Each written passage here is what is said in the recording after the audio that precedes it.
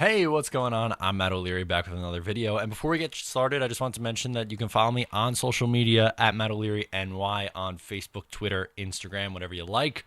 And now that we got that out of the way, we can get to today's topic, which should be why the New York Jets should hire Joe Douglas to be their next general manager. Now, as I'm sure you already know, Mike Maccagnan is no longer the Jets general manager. Now, I am happy that he is no longer in charge of making the decisions that controls this franchise, but I am also a little confused and partially disappointed in the process of how it went down. It's very unconventional to fire a general manager when the Jets did in May. Now we're currently in June, and we're looking at who will be the next general manager. And to me, one candidate stands out from the rest, and that is Joe Douglas. He is currently the vice president of player personnel with the Philadelphia Eagles. He has been there since 2016, and the Eagles have had a ton of success since 2016, including 2 playoff berths and a Super Bowl. And they've had some pretty good drafts along the way, too. So he joined, like I said, joined the team in 2016, and he was a big part of building that roster in 2017 that won the Super Bowl. Yes, Howie Roseman obviously gets more of the credit, but he is kind of like Roseman's right-hand man. He is the football guy. I know I hate that term. Most of you guys watching probably hate that term as well, but it's true. The guy lives and breathes football. He's not necessarily like your analytics guy, but he's not necessarily someone who just uses tape and is old school, has a gut feeling on a guy. He's pretty smart. And like I mentioned, the draft is extremely important. The Philadelphia Eagles, look at their roster, and especially the Super Bowl roster. There were a lot of guys on that team who were drafted by the Philadelphia Eagles. This team builds through the draft, and that is what the New York Jets have to start doing. Build through the draft.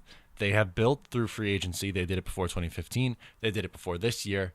But now with Darnold, Herndon, both the Williams guys on the defensive side of the ball, Adams, those are all draft picks that you could build around. Continue to stockpile your picks and get some guys in here, get some playmakers in here. And with Douglas in charge, I think the Jets would be in a good position to do that. Because let's look at some of the guys who were around and drafted during the Douglas era. They drafted Derek Barnett, Dallas Goedert, Avonte Maddox, extremely versatile secondary piece. Andre Dillard this year, probably a solid offensive tackle. Again, we don't know what anyone's going to be in this year's draft class, but if you look at the last 2-3 years, the Eagles have had some pretty good drafts. And like I said, they build their roster through the draft. That's how you have to win in today's NFL. You have to be able to, yes, go out and get your free agents, but you can't spend big money at every single position. You have to hit on players, at multiple positions. That Carson Wentz on his rookie deal, phenomenal value. Same thing with Sam Darnold, phenomenal value there on their rookie contracts.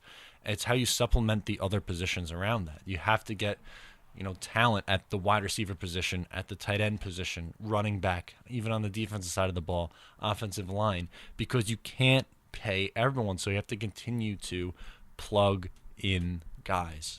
And the only way you could do that is by having good depth and by drafting well. And hopefully he has learned a thing from the Philadelphia Eagles, because they were, for many years, similar to the New York Jets, a team that was kind of a laughing stock in the sense that they never won the Super Bowl before. And yeah, they always choked in the big game under Andy Reid, and they were a team that was in the mix, but they just couldn't get over the hump. They finally did that. Maybe Douglas is the guy who can do that for the New York Jets. And honestly, anything that takes power away from Adam Gase, I'm around for. I don't trust this guy building a roster. There's no reason to. He doesn't have the track record. I mean, they gave him a ton of control in Miami, and they had an under 500 record. He's a 7-9 kind of guy, except for that one first year when he went 10-6 on an outlier season. Here's the thing. I'm tired of the general managers who cannot hit in the draft.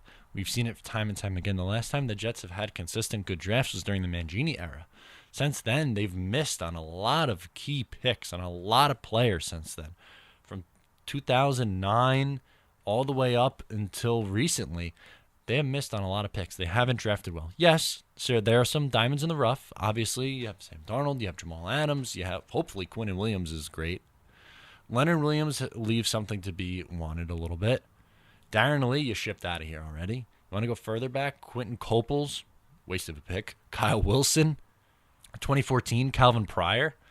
there's a lot of guys who were taken with pretty high picks that are no longer on the roster, no longer in the league. And the Jets can't do that. They need to hit on picks, especially in the first and second round. So Douglas to me seems like the best choice. And honestly, that's who I want the Jets to hire. Let me know who you want the Jets to hire in the comments below. If you agree with me, that's great. If you disagree with me, fine. Let's talk it out in the comments or on social media at Matt O'Leary NY on Facebook, Twitter, Instagram. If you liked the video, please give it a thumbs up. If you really liked it and haven't already, please make sure to subscribe. We're doing more Jets content now, so appreciate all the love and support that I've been getting. Thank you so much for tuning in. I'll talk to you next time.